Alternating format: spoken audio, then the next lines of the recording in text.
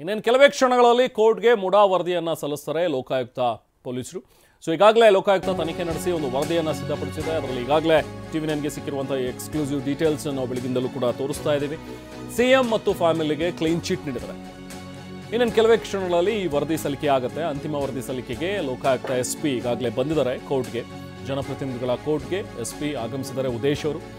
CM, ಅವರ ಪತ್ನಿ ಪಾರ್ವತಿ ಮತ್ತು ಅವರ ಬಾಮೈದ ಮಲ್ಲಿಕಾರ್ಜುನ್ ಸ್ವಾಮಿ, ಜೊತೆಗೆ ಮೂಲ ಮಾಲೀಕ ಅಂತ ಹೇಳುವಂಥ ದೇವರಾಜು. ಸೊ ಈ 4 ಜನಕ್ಕೆ ಕ್ಲೀನ್ ಚಿಟ್ ಕೊಟ್ಟಿದ್ದಾರೆ ಈ ರಿಪೋರ್ಟ್ನಲ್ಲಿ ಅನ್ನುವಂಥದ್ದು ಈಗಾಗಲೇ ಬಹಿರಂಗವಾಗಿದೆ. ಸ್ನೇಹಮಯಿಗೆ ನೀಡಿದಂಥ ನೋಟಿಸ್ನಲ್ಲಿ ಕ್ಲೀನ್ ಚಿಟ್ನ ಒಂದು ಉಲ್ಲೇಖ ಇದೆ. ಹೀಗಾಗಿ ಇವತ್ತೇ ಅಂತಿಮ ವರದಿಯೂ ಸಲ್ಲಿಕೆ ಆಗಬಹುದು. ಸೊ ಸಲ್ಲಿಕೆ ಮಾಡ್ತಾರೆ. ಈಗಾಗಲೇ ಬಂದಿದ್ದಾರೆ, ಆಗಮಿಸಿದರೆ ಹಸಿರು ಬಣ್ಣದ 2 ಬ್ಯಾಗ್ಗಳಲ್ಲಿ ವರದಿಯನ್ನು SP ಉದೇಶ್ ಅವರು ತಂದಿದ್ದಾರೆ. ಇನ್ನೇನು ಕೆಲವೇ ಕ್ಷಣಗಳಲ್ಲಿ ಜನಪ್ರತಿನಿಧಿಗಳ ನ್ಯಾಯಾಲಯದಲ್ಲಿ ವರದಿ ಸಲ್ಲಿಕೆ ಆಗುತ್ತೆ. ಈಗಾಗಲೇ ಅದಕ್ಕೆ ಆಕ್ಷೇಪಣೆಯನ್ನು ನಿಮ್ದೇನಾದ್ರೂ ಇದ್ದರೆ ಸಲ್ಲಿಸಿ ಅಂತ ಹೇಳಿ ಸ್ನೇಹಮಯಿ ಕೃಷ್ಣ ಅವ್ರಿಗೂ ಕೂಡ ಒಂದು ನೋಟಿಸನ್ನು ಕೊಟ್ಟಿದ್ದಾರೆ ಲೋಕಾಯುಕ್ತ ಅಧಿಕಾರಿಗಳು. ಅಂದರೆ ನಾವು ರಿಪೋರ್ಟನ್ನು ಈಗ ರೆಡಿ ಮಾಡಿದ್ದೀವಿ, ಈ ರಿಪೋರ್ಟನ್ನು ನಾವು ಸಬ್ಮಿಟ್ ಮಾಡ್ತಾ ಇದ್ದೀವಿ. ನಿಮಗೆ ಏನಾದರೂ ಇದ್ರ ಬಗ್ಗೆ ಆಕ್ಷೇಪಣೆ ಇದ್ದರೆ ನೀವು ಘನ ನ್ಯಾಯಾಲಯದ ಮುಂದೆ ಬಂದು ನಿಮ್ಮ ಆಕ್ಷೇಪಣೆಯನ್ನು ಇದ್ರ ಬಗ್ಗೆ ಸಲ್ಲಿಸಬಹುದು 1 ವಾರದ ಒಳಗಡೆ ಅನ್ನುವಂಥದ್ರ ಬಗ್ಗೆಯೂ ಕೂಡ ಈಗಾಗಲೇ ಸ್ನೇಹಮಯಿ ಕೃಷ್ಣ ಅವರಿಗೆ ನೋಟಿಸ್ ಕೊಟ್ಟಿದ್ದಾರೆ. ಅದರಲ್ಲಿ ಕ್ಲೀನ್ ಚಿಟ್ನ ಒಂದು ಉಲ್ಲೇಖ ಕೂಡ ಇದೆ. ಇದೆಲ್ಲ ಡೀಟೇಲ್ಸ್ ಕೂಡ TV9ಗೆ ಎಕ್ಸ್ಕ್ಲೂಸಿವ್ ಆಗಿ ಲಭ್ಯವಾಯಿತು. ಸೊ ಅದೆಲ್ಲವನ್ನೂ ಕೂಡ ನಿಮ್ಮ ಮುಂದೆ ಇಟ್ಟಿದ್ದೀವಿ. ಈ ಹಿಂದೆನೇ ಇನ್ಫ್ಯಾಕ್ಟ್ ಜನವರಿ 23ನೇ ತಾರೀಕು, 1 ತಿಂಗಳ ಹಿಂದೆನೇ ಲೋಕಾಯುಕ್ತ ರಿಪೋರ್ಟ್ ರೆಡಿಯಾಗಿದೆ, ಇನ್ನೇನು ಸಲ್ಲಿಸ್ತಾರೆ ಅನ್ನುವಂಥದ್ರ ಬಗ್ಗೆ ಸುದ್ದಿ ಹೊರಬಿದ್ದಾಗಲೇ TV9 ಅದರ ಒಂದು ಎಕ್ಸ್ಕ್ಲೂಸಿವ್ ಡೀಟೇಲ್ಸನ್ನು ನಿಮ್ಮ ಮುಂದೆ ಇಟ್ಟಿತ್ತು. ನಾವು ಪ್ರತಿನಿಧಿ ಕಿರಣ್ ಅದ್ರ ಬಗ್ಗೆ ಇಂಚಿಂಚು ಮಾಹಿತಿಯನ್ನು ನೀಡಿದರು. ರಿಪೋರ್ಟ್ನಲ್ಲಿ ಏನಿದೆ, CM ಪತ್ನಿ ಏನು ಸ್ಟೇಟ್ಮೆಂಟ್ ಕೊಟ್ಟರು, ಅದನ್ನು ಆಧರಿಸಿ ರಿಪೋರ್ಟ್ ಏನು ಮಾಡಿದ್ದಾರೆ, ಯಾವೆಲ್ಲ ಅಧಿಕಾರಿಗಳು ಇದರಲ್ಲಿ ಶಾಮೀಲಾಗಿದ್ದಾರೆ, LNT ಪಾತ್ರ ಏನು, ಇದೆಲ್ಲದ್ರ ಬಗ್ಗೆಯೂ ಕೂಡ ಎಕ್ಸ್ಕ್ಲೂಸಿವ್ ಡೀಟೇಲ್ಸ್ TV9ನಲ್ಲಿ ನಾವು ನಿಮ್ಮ ಮುಂದೆ ಇಟ್ಟಿದ್ದೀವಿ. ಬನ್ನಿ ಮತ್ತಷ್ಟು ಡೀಟೇಲ್ಸ್ ಪಡೆಯೋಣ. ನಾವು ಪ್ರತಿನಿಧಿ ಶಿವಪ್ರಸಾದ್ ನಮ್ಮ ಜೊತೆಗೆ ಈಗ ಜಾಯ್ನ್ ಆಗಿದ್ದಾರೆ. ಶಿವಪ್ರಸಾದ್, ಕೋರ್ಟ್ನ ಕಲಾಪ ಎಷ್ಟೊತ್ತಿಗೆ ಆರಂಭ ಆಗಬಹುದು? ಸೊ ಮೊದಲಿಗೇನೆ ಈ ವರದಿ ಸಲ್ಲಿಕೆ ಆಗತ್ತಾ? ಏನು ಡೀಟೇಲ್ಸ್ ಸಿಗ್ತಾ ಇದೆ? ಈಗಾಗಲೇ SP ಉದೇಶ್ ಅವರು ಕೂಡ ಕೋರ್ಟ್ಗೆ ಬಂದಿದ್ದಾರೆ. ಏನು ಡೀಟೇಲ್ಸ್ ಶೇರ್ ಮಾಡ್ಕೊಳ್ತೀರಾ ಅಲ್ಲಿಂದ? ರೆಹಮಾನ್, TV9ಗೆ ಲಭ್ಯವಾಗಿರ್ತಕ್ಕಂಥ ಎಕ್ಸ್ಕ್ಲೂಸಿವ್ ದೃಶ್ಯಾವಳಿಗಳನ್ನು ನೀವು ಗಮನಿಸಬಹುದಾಗಿದೆ. ಜನಪ್ರತಿನಿಧಿಗಳ ವಿಶೇಷ ನ್ಯಾಯಾಲಯಕ್ಕೆ ಇಂದು ಲೋಕಾಯುಕ್ತ ಪೊಲೀಸರು ಅಂತಿಮ ವರದಿಯನ್ನು ಸಲ್ಲಿಕೆ ಮಾಡೋದಕ್ಕೆ ಈಗಾಗಲೇ ಸಿಟಿ ಸಿವಿಲ್ ಕೋರ್ಟ್ ಆವರಣಕ್ಕೆ ಆಗಮಿಸಿರ್ತಕ್ಕಂಥದ್ದು. ಈಗಾಗಲೇ ಸಿಎಂ ಪತ್ನಿ ಬಾಮೈದ ಹಾಗೂ ದೇವರಾಜಿಗೆ ಕ್ಲೀನ್ ಚೀಟ್ ನೀಡಿರ್ತಕ್ಕಂಥದ್ದು ಬಹಿರಂಗವಾಗಿರ್ತಕ್ಕಂಥದ್ದು. ದೂರುದಾರ ಸ್ನೇಹಮಯಿ ಕೃಷ್ಣಗೆ ನೀಡಿರ್ತಕ್ಕಂಥ ಸಮನ್ಸ್ನಲ್ಲಿ ಕ್ಲೀನ್ ಚೀಟ್ ಬಗ್ಗೆ ಲೋಕಾಯುಕ್ತ ಪೊಲೀಸರು ಉಲ್ಲೇಖವನ್ನು ಮಾಡಿರ್ತಕ್ಕಂಥದ್ದು. ಹೀಗಾಗಿ ಹಿಂದೆ ಅಂತಿಮ ವರದಿಯೂ ಕೂಡ ಸಲ್ಲಿಕೆಯಾಗುವಂತಹ ಸಾಧ್ಯತೆಗಳಿರ್ತಕ್ಕಂಥದ್ದು. ಎಲ್ಲ ವರದಿಗಳನ್ನು ಕೂಡ ಈಗಾಗಲೇ ಸಾವಿರಾರು ಪುಟಗಳ ವರದಿಯನ್ನ ಮೈಸೂರಿನಿಂದ ಲೋಕಾಯುಕ್ತ ಪೊಲೀಸರು ಹೊತ್ತು ತಂದಿರತಕ್ಕಂಥದ್ದು. ಲೋಕಾಯುಕ್ತ SP, ಮೈಸೂರಿನ ಲೋಕಾಯುಕ್ತ SP ಉದೇಶ್ ಅವರು ಈಗಾಗಲೇ ಕೋರ್ಟ್ಗೆ ಆಗಮಿಸಿದ್ದಾರೆ.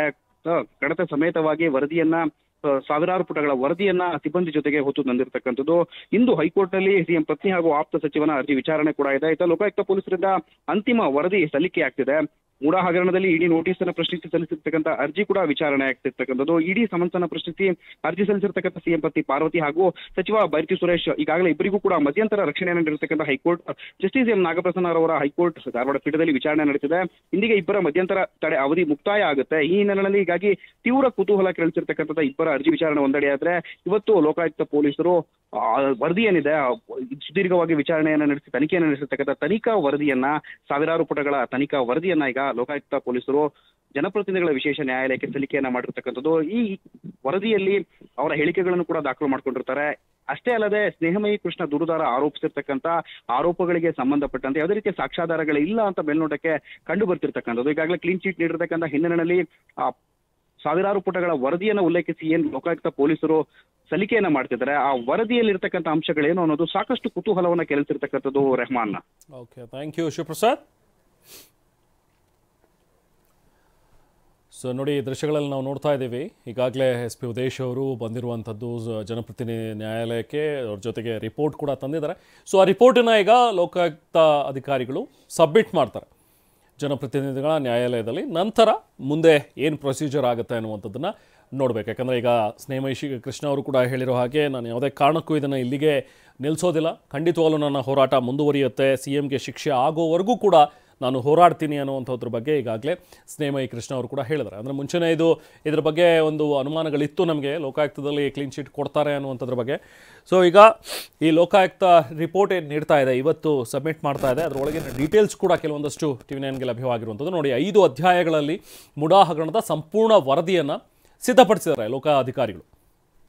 ಏನಿದೆ ಇದರಲ್ಲಿ ಅಂತ ನೋಡಿದ್ರೆ, ಸಾಕ್ಷ್ಯಾಧಾರ ಕೊರತೆಯಿಂದ 4 ಜನ ಆರೋಪಿಗಳೇನಿದಾರಲ್ಲ ಅವರಿಗೆ ಕ್ಲೀನ್ ಚಿಟ್ ಕೊಟ್ಟಿದ್ದಾರೆ. ಅದರಲ್ಲಿ A1 ಸಿದ್ದರಾಮಯ್ಯ, ಕೆಳಗಡೆ ನೀವು TV ಸ್ಕ್ರೀನ್ ಮೇಲೆ ಗಮನಿಸಬಹುದು. A2 ಪಾರ್ವತಿ ಸಿದ್ದರಾಮಯ್ಯ ಅವರು, ಅಂದರೆ ಸಿದ್ದರಾಮಯ್ಯ ಅವರ ಪತ್ನಿ. ಇನ್ನು A3 ಮಲ್ಲಿಕಾರ್ಜುನ್ ಸ್ವಾಮಿ, ಸಿದ್ದರಾಮಯ್ಯ ಅವರ ಬಾಮೈದ ಅಂದರೆ ಪಾರ್ವತಿಯವರ ಸಹೋದರ. ಇನ್ನು A4 ಆಗಿರುವಂಥವ್ರು ದೇವರಾಜು, ಭೂ ಮಾಲೀಕರು, ಭೂವಿನ ಅಸಲಿ ಮಾಲೀಕರು, ಭೂಮಿಯ ಅಸಲಿ ಮಾಲೀಕರು ಅಂತ ಹೇಳ್ತಾ ಇರುವಂಥದ್ದು. ಇನ್ನು ಕುಟುಂಬಸ್ಥರಿಗೆ ಪರ್ಯಾಯವಾಗಿ ಸಿಗಬೇಕಾಗಿದ್ದಂಥ ಪರಿಹಾರ ಸಿಕ್ಕಿಲ್ಲ ಅನ್ನುವಂಥದ್ರ ಬಗ್ಗೆನೂ ಕೂಡ ಲೋಕಾಯುಕ್ತ ರಿಪೋರ್ಟ್ನಲ್ಲಿ ಹೇಳಿದ್ದಾರೆ. ಪಾರ್ವತಿಯವರು ಪಡೆದಿದ್ದಂತಹ 14 ಸೈಟ್ಗಳನ್ನು ಕೂಡ ಈಗಾಗಲೇ ವಾಪಸ್ ಕೊಟ್ಟಿದ್ದಾರೆ ಅನ್ನುವಂಥ ವಿಚಾರ ಕೂಡ ಈ ಲೋಕಾಯುಕ್ತ ತನಿಖೆಯಲ್ಲಿ ಬಂದಿದೆ. ಇನ್ನು ಜಮೀನು ವರ್ಗಾವಣೆ ಕಾನೂನಾತ್ಮಕವಾಗಿ ನಡೆದಿದೆ, ಅದರ ಬಗ್ಗೆ ಡಾಕ್ಯುಮೆಂಟ್ಸ್ ಇದೆ, ಆ ಡಾಕ್ಯುಮೆಂಟ್ಸನ್ನು ಕೂಡ ವರದಿಯಲ್ಲಿ ಲಗತ್ತಿಸಿದ್ದಾರೆ. ಜಮೀನು ವರ್ಗಾವಣೆ ಕೂಡ ಎಲ್ಲೂ ಅಕ್ರಮವಾಗಿ ನಡೆದಿಲ್ಲ ಅಂತ. ಇನ್ನು ದೇವರಾಜುಗೆ ಸಂಬಂಧಿಸಿದಂತೆ ಡಿನೋಟಿಫೈ ಪ್ರಕ್ರಿಯೆಯಲ್ಲಿ ಕೆಲ ತಪ್ಪುಗಳು ಆಗಿವೆ ಅನ್ನುವಂಥದ್ದನ್ನು ಹೈಲೈಟ್ ಮಾಡಿದ್ದಾರೆ. ಸೊ ದೇವರಾಜು ಅವರ ಜೀವನಕ್ಕೆ ಒಂದೇ ಜಮೀನಿರೋದು ಅಂತ ಹೇಳಿ ಅವರು ಹೇಳ್ಕೊಂಡಿದ್ರು. ಕೆಲವೊಂದಷ್ಟು ಡೀಟೇಲ್ಸ್ ಇನ್ನೂ ಕೂಡ ಮಿಸ್ಸಿಂಗ್ ಇದೆ ಅಂತ, ಹೀಗಾಗಿ ಡಿನೋಟಿಫೈ ಮಾಡಬೇಕು ಅಂಥೇಳಿ ದೇವರಾಜು ಕೇಳಿಕೊಂಡಿದ್ರಂತೆ. ಸೊ ಇದಕ್ಕೆ ಸಂಬಂಧಪಟ್ಟಂತೆ ಒಂದಷ್ಟು ಉಲ್ಲೇಖವನ್ನು ಈಗ ತನಿಖೆಯಲ್ಲಿ ಮಾಡಿದ್ದಾರೆ. ದೇವರಾಜು ಈ ಮಾಹಿತಿಯನ್ನು ಮರೆಮಾಚಿರೋದು ಕಂಡು ಬಂದಿದೆ ಅನ್ನುವಂಥದ್ದು ಇಲ್ಲಿ ಹೈಲೈಟ್ ಮಾಡಿದ್ದಾರೆ. ಹೀಗಾಗಿ ಪ್ರಕರಣದಲ್ಲಿ ಬೇರೆ ಯಾರದ್ದೂ ಪಾತ್ರ ಇಲ್ಲ ಅನ್ನುವಂಥ ಒಂದು ವರದಿಯನ್ನು ಈಗ ರೆಡಿ ಮಾಡಿದ್ದಾರೆ ಲೋಕಾಯುಕ್ತ ಅಧಿಕಾರಿಗಳು. SP ಉದೇಶ್ ಅವರ ನೇತೃತ್ವದಲ್ಲಿ ನಡೆದಿದ್ದಂಥ ತನಿಖೆ ಇದು. ಇನ್ನು ಇದೇ ವಿಚಾರದಲ್ಲಿ L&T ಮಾಡಿರುವಂಥ ಎಡವಟ್ಟೇನು ಅನ್ನುವಂಥದ್ರ ಬಗ್ಗೆನೂ ಕೂಡ ಮಾತಾಡಬೇಕಾಗತ್ತೆ. ನೋಡಿ, ಕೆಸರೆ ಗ್ರಾಮದ ಜಾಗವನ್ನು ಲೇಔಟ್ ಮಾಡ್ಕೊಳ್ಳೋದಕ್ಕೆ ವಶಪಡಿಸ್ಕೊಂಡಿದ್ರು ಮೊದಲು ಮೂಡ. ರಸ್ತೆ ಅಭಿವೃದ್ಧಿ ಸೈಟ್ ಮಾಡೋದಕ್ಕೆ ಅಂಥೇಳಿ L&Tಗೆ ಅದನ್ನು ಕೊಡ್ತಾರೆ. ಆದರೆ ಇಲ್ಲಿ ಇರುವಂತಹ ಪ್ರಶ್ನೆ, ವಿವಾದಿತ 3.18 ಎಕರೆ ಜಾಗ ಇದೆಯಲ್ಲ, ಅದನ್ನು ಡಿನೋಟಿಫೈ ಆಗಿದೆ ಅಂಥೇಳಿ ಮ್ಯಾಪ್ನಲ್ಲಿ ಮಾಹಿತಿ ಕೊಟ್ಟಿದ್ದೀವಿ ಅಂತ ಮುಡಾದವರು ಹೇಳ್ತಾರೆ. ಆದರೆ L&T ಕಂಪನಿ ಈ ಡಿನೋಟಿಫೈ ಆಗಿರುವಂಥ ಜಾಗವನ್ನು ಕೂಡ, ಆ ಜಮೀನನ್ನು ಕೂಡ ಸೇರಿಸ್ಕೊಂಡು 3.18 ಎಕರೆ ಜಾಗ ಏನಿದೆ ಅಲ್ಲ ಅದನ್ನು ಸೇರಿಸ್ಕೊಂಡು ಡೆವಲಪ್ ಮಾಡಿದ್ದಾರೆ ಇವರು. ಈ ಎಡವಟ್ಟನ್ನು ಮುಡಾ ಅಧಿಕಾರಿಗಳು ಗಮನಿಸದೆ ಮತ್ತೊಂದು ತಪ್ಪು ಮಾಡಿದ್ರು ಅನ್ನುವಂಥದ್ದನ್ನು ಕೂಡ ಲೋಕಾಯುಕ್ತ ರಿಪೋರ್ಟ್ನಲ್ಲಿ ಹೇಳಿದ್ದಾರೆ. ಅದಾದ ನಂತರ ಅಭಿವೃದ್ಧಿಯಾದಂಥ ಸೈಟ್ಗಳನ್ನು ಮುಡಾ ಅಧಿಕಾರಿಗಳು ಹಂಚಿಕೆ ಮಾಡಿದ್ದಾರೆ. ಅಲ್ಲಿ ರೋಡ್ ಮಾಡಿದ್ರು, ಪಾರ್ಕ್ ಮಾಡಿದ್ರು, ಜೊತೆಗೆ ಕೆಲವೊಂದಷ್ಟು ಸೈಟ್ಗಳು ಕೂಡ ಇತ್ತು, ಅದನ್ನು ಮಾರಾಟ ಮಾಡಿ ಅಂದರೆ ಹಂಚಿಕೆ ಮಾಡಿದ್ದಾರೆ. L&T ಮತ್ತು ಮುಡಾ ಅಧಿಕಾರಿಗಳು ತಪ್ಪು ಮಾಡಿದ್ರು ಅನ್ನೋದು ಇಲ್ಲಿ ಗೊತ್ತಾಗಿದೆ ಅನ್ನುವಂಥದ್ರ ಬಗ್ಗೆ ಲೋಕ ರಿಪೋರ್ಟ್ ಹೇಳುತ್ತೆ. ಇನ್ನು ಅಧಿಕಾರಿಗಳ ಎಡವಟ್ಟು ನೋಡಿ, ಕೃಷಿ ಭೂಮಿ ಪರಿವರ್ತನೆ ಮಾಡುವಾಗಲೂ ಕೂಡ ಅಧಿಕಾರಿಗಳು ಎಡವಟ್ಟು ಮಾಡಿದ್ದಾರೆ ಅನ್ನುವಂಥದ್ದನ್ನ ಲೋಕಾಯುಕ್ತ ಅಧಿಕಾರಿಗಳು ಮಾಡಿರುವಂಥ ತನಿಖೆಯಲ್ಲಿ ಗೊತ್ತಾಗಿದೆ. ಈಗ ಜಮೀನು ಇದ್ದ ಸ್ಥಳಕ್ಕೆ ಹೋಗದೆ ಕಚೇರಿಯಲ್ಲೇ ಕೂತ್ಕೊಂಡು ಪರಿವರ್ತನೆ ಮಾಡಿದ್ದಾರೆ. ಯಾವುದಾದ್ರೂ ಒಂದು ಜಾಗ ಪರಿವರ್ತನೆ ಆಗಬೇಕು ಅಂದರೆ ಅಲ್ಲಿ ಹೋಗಿ ನೋಡಬೇಕು, ಆ ಜಾಗ ಹೇಗಿದೆ, ಏನು ಕತೆ ಅದ್ರದ್ದು, ಅಕ್ಕಪಕ್ಕ ಏನು ಬರುತ್ತೆ ಎಲ್ಲವನ್ನೂ ನೋಡಿ ಪರಿವರ್ತನೆ ಮಾಡಬೇಕು, ಸ್ಥಳ ಪರಿಶೀಲನೆ ಮಾಡಬೇಕು ಮೊದಲು. ಆದರೆ ಇಲ್ಲಿ ಅದನ್ನ ಯಾವುದೂ ಮಾಡಿಲ್ಲ. ರೆವಿನ್ಯೂ ಅಧಿಕಾರಿಗಳು ಕಚೇರಿಯಲ್ಲೇ ಕೂತ್ಕೊಂಡು ಪ್ರಕ್ರಿಯೆಯನ್ನು ಮುಗಿಸಿದ್ದಾರೆ. ಸೊ ಇದು ಕಂಡು ಬಂದಿದೆ ಅಂತ ಹೇಳಿ ತನಿಖೆಯ ಸಂದರ್ಭದಲ್ಲಿ ಗೊತ್ತಾಗಿರುವಂಥ ವಿಚಾರ. ರೆವಿನ್ಯೂ ಅಧಿಕಾರಿಗಳ ತಪ್ಪು ಮತ್ತು ನಿರ್ಲಕ್ಷ್ಯ ಬಯಲಾಗಿದೆ ವರದಿಯಲ್ಲಿ.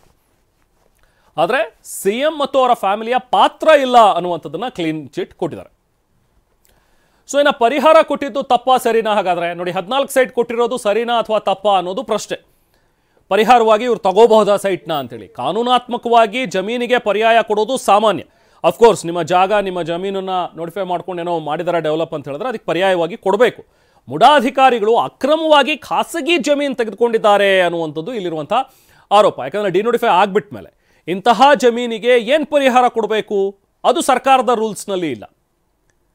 ಇವ್ರಿಗೆ ಗೊತ್ತಿಲ್ಲದೇ ಡಿನೋಟಿಫೈ ಆಗಿರುವಂಥ ಜಾಗ ಇನ್ನೊಬ್ರು ಈಗ L&T ಅದನ್ನು ಪರಿವರ್ತನೆ ಮಾಡಿಬಿಟ್ಟಿದೆ ಅಂದರೆ ನೋಡಿ, ಪರಿಹಾರ ಕೇಳಿದಾಗ ಕಮಿಟಿಯವರು 50-50 ಅನುಪಾತದಲ್ಲಿ ಕೊಡೋಕೆ ನಿರ್ಧರಿಸಿದ್ರು. ಅದು ಮುಡಾ ಮೀಟಿಂಗ್ನಲ್ಲಿ ಡಿಸೈಡ್ ಆಯಿತು. 1,68,000 ಚದರ ಅಡಿಗೆ ಬದಲಾಗಿ ಬರೀ 38,000 ಚದರ ಅಡಿ ಪರ್ಯಾಯವಾಗಿ ಕೊಡೋಕೆ ನಿರ್ಧಾರ ಮಾಡಿದರು. ಸೊ ಹೈಕೋರ್ಟ್ನ ಕೆಲವು ತೀರ್ಪುಗಳನ್ನು ಮುಂದಿಟ್ಕೊಂಡು ಮುಡಾದಿಂದ ನಿರ್ಧಾರ ಆಗಿದೆ. ಮೀಟಿಂಗ್ನಲ್ಲೇ ಆನ್ಯುವಲ್ ಮೀಟ್ ಏನಾಗುತ್ತಲ್ಲ ಆ ಟೈಮ್ನಲ್ಲಿ ಮಾಡಿದರು ಇವರು. ಇದೇ ರೀತಿ 130 ಕೇಸ್ಗಳಿಗೂ ಕೂಡ ಪರ್ಯಾಯ ಸೈಟ್ಗಳನ್ನು ಕೊಟ್ಟಿದ್ದಾರೆ. ಇದು ಬರೀ 14 ಸೈಟ್ ವಿಚಾರ ಅಲ್ಲ.